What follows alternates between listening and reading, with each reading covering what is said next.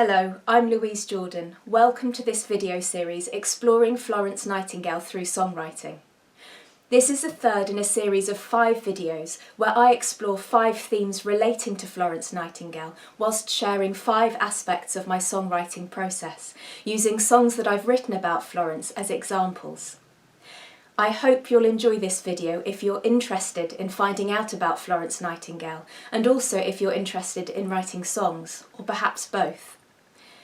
The first video focused on identifying what to write about and how to generate ideas and words, and in the second I looked at how to turn those ideas into a chorus. Now I'm going to share my process for writing verses, whilst also looking in more detail at Florence Nightingale's work campaigning for equal access to healthcare for all. Florence wanted every person to be able to access healthcare, whether they could pay for it or not. If you're using this workshop series to work through my 5 steps for songwriting and create your own composition, you might want to pause at certain points to complete the tasks I suggest. If you've worked through the first 2 videos, you'll have an idea what you want to write about, and you might also have a chorus if you've decided that your song needs one. If not, you could go back and work through the first 2 videos, or you could choose to write about one of these topics. A memorable event, perhaps a birthday or a time when you've been surprised. A place you've visited, perhaps on holiday or somewhere that's special to you for another reason. You could write about an object, for example a gift or a treasured possession. Or you could write about a person, someone who's impacted your life in some way. Songwriters, you might want to pause here to make sure you have a clear idea what you're writing about.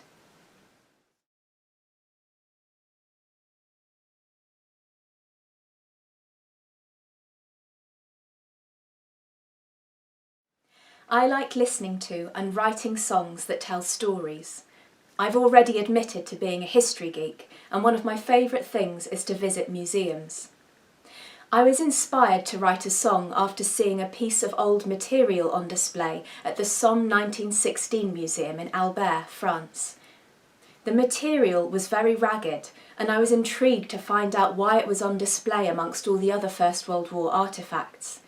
The material started its life as a kilt, but was passed on by its owner to another soldier whom he'd rescued under fire during the Battle of the Somme.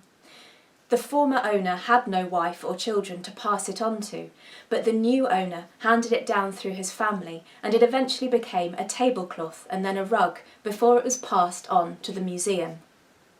I was fascinated by this idea of passing on items to other people, and eventually turned that idea into a song, What Will You Leave Behind? As a folk singer, I enjoy passing on traditional songs and stories which have been shared over decades and even centuries, and which have been honed, perfected, and perhaps even repurposed to fit a new generation or occasion. For someone who talks as much as I do, it's interesting that I've chosen to write songs. By definition, songs are concise and considered. My songs rarely come out in one go, and I enjoy the process of refining and developing an idea, trying out different voices and perspectives. Songwriters, I suggest you pause the video here and make a note of 5 different perspectives that you could write your story from. For example, is it your own voice? Are you writing about your favourite object from your point of view, telling the history and significance of it? Or is it the object telling its own story of all it's seen and experienced in its life? Or is it a relative or neighbour who's writing about the object and wondering why it is that you've kept it on your kitchen shelf for all these years?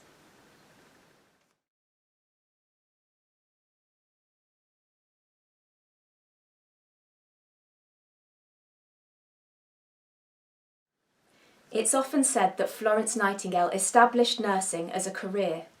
Her influence on the nursing profession was part of Florence Nightingale's wider impact on healthcare reform. Florence believed that the moment a person becomes sick, he ceases to be a pauper and becomes brother to the best of us, and as a brother, he should be cared for. Florence Nightingale was aware of the poor conditions in workhouse infirmaries, and these were part of a system under the Poor Law. State support was available to people living in the workhouses, and the poor conditions there discouraged people from applying for support in the first place. Workhouse infirmaries were staffed by other inmates who were unpaid and untrained. Florence believed the situation had to change so there was no longer any stigma attached to receiving support for ill health.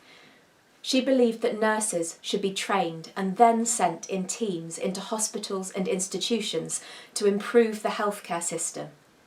There are many other aspects of Florence Nightingale's work campaigning for equal access to healthcare.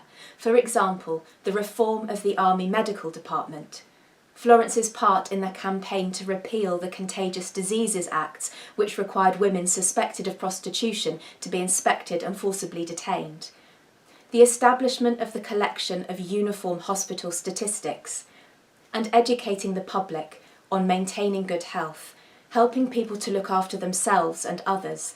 For example, Florence's publication Notes on Nurses was intended to be read by housewives. During my research into Florence's involvement in workhouse infirmary reform, I found out about Timothy Daly, who died of alleged neglect at Holborn Union Workhouse. Florence had taken a particular interest in Timothy Daly, so I wanted to find out more and did some initial research online. I was interested to know more about the death of Timothy Daly and how it was reported in the media of the time, so I visited my local library to access the British newspaper archives and read some articles from between December 1864 and February 1865. The articles helped me to get more detailed information about Timothy Daly and the circumstances surrounding his death. For example, what were his movements at the time, who had treated him, and what injuries had he suffered from.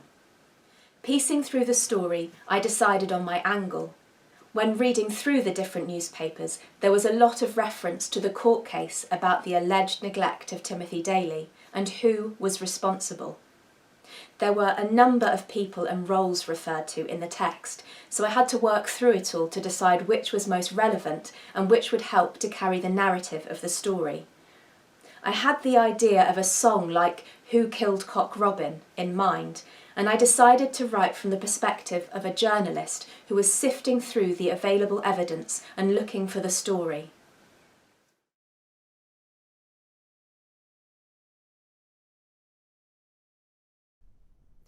Who killed Mr Daly, the young Irish navvy? Who killed Mr Daly, 28 years of age? Who is most responsible? Tell me who you think culpable. Who killed Mr Daly on Christmas Eve? Was it the nurse? Though she changed his sheets, she left the bed underneath soaked with urine. Daly lay helpless, sweating profusely, the dressings on his thighs unchanged. Well, she was unpaid, a pauper, untrained, with 40 other patients to care for. Under-resourced, working by instructions, an inmate of the workhouse herself. Is the doctor to blame, who conducted his rounds in the workhouse where Daly was admitted? Daly was passed by, though the wounds on his thighs exposed the bones and measured 7 inches. But with 80 other patients to care for each time, tell me how could he choose which to see? While the medicine he prescribes can only save lives if the body is nourished correctly. Is it the poor law that caused Daly's death with its aims to cut the cost of welfare? Its harsh conditions deter the poor from applying for relief from the parish. And as a result, it's only the ill and the infirm that end up in the workhouse. And to balance the books, the aims of the system are to spend as little as it can manage. When listening to songs and stories, I find the details useful. They bring the story to life and make it real. They transport me into the story, so I feel like the events are unfolding in front of me. Songwriters, you might want to pause here to think about the story that you're telling. What ideas might bring the listener into the story? And think with all 5 senses. Write down all your ideas, even if you decide not to include them, and even if you want to change them later. Where there's detail missing, it's down to artistic license whether you decide to write them in. The details can make the narrative so much richer.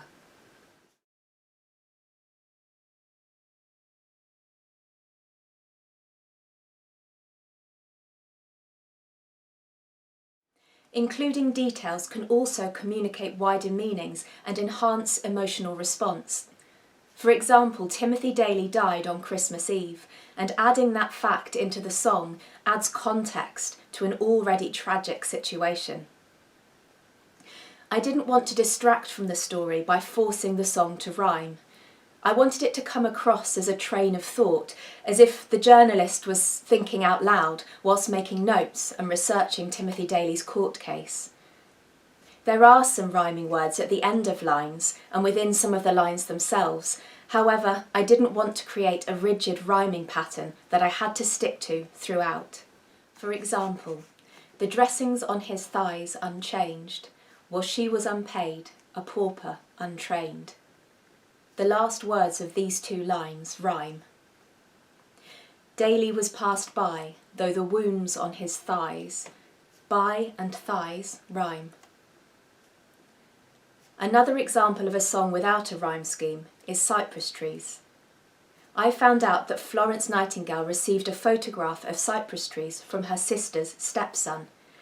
By this stage in her life, Florence was unable to visit her sister's home of Claydon House, where the cypress trees in the photograph were from. The trees in the photo had grown out of cones from Scutari, where Florence Nightingale was based during the Crimean War. I wanted the listener to visualise that photograph of the cypress trees and to imagine how Florence might have felt seeing them later in life. I decided to use the first verse to paint the picture of the trees and then to use the trees as a focus to explore Florence Nightingale's views on how she wanted her own legacy to be remembered.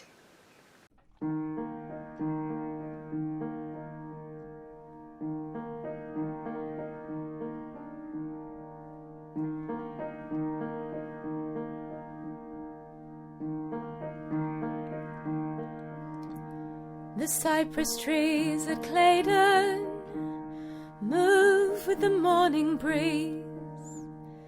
Evergreen, they point skywards, drawn up to the sunlight. If you listen, you hear them whisper, "We were there, we were there." Grown from little pine cones, brought back from the Crimea. Rooted in English soil, watered with tears. When they speak, they share memories. We were there, we were there.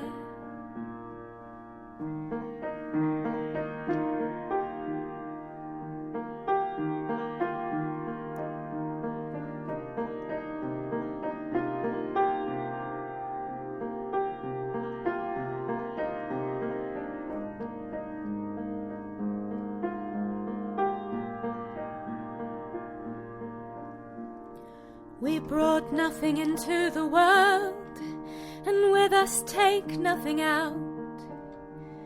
All we leave behind us is the work we carried out. Do we really need to say, "We were there, we were there"?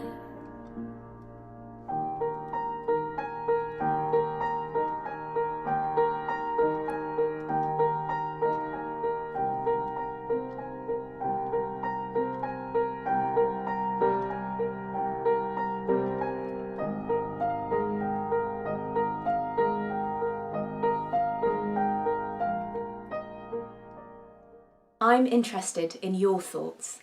What do you think of Florence Nightingale's work campaigning for equal access to healthcare? Are you surprised by the depth and breadth of Florence's work? Why do you think Florence enjoyed the cypress trees at Claydon House? Given her view that she wanted her work to be her legacy, what do you think Florence would have made of the NHS Nightingale hospitals that had been named after her?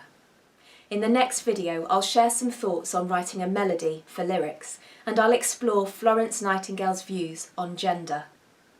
Thank you for watching this video. I hope it's offered some fuel for thought about turning a story into a song.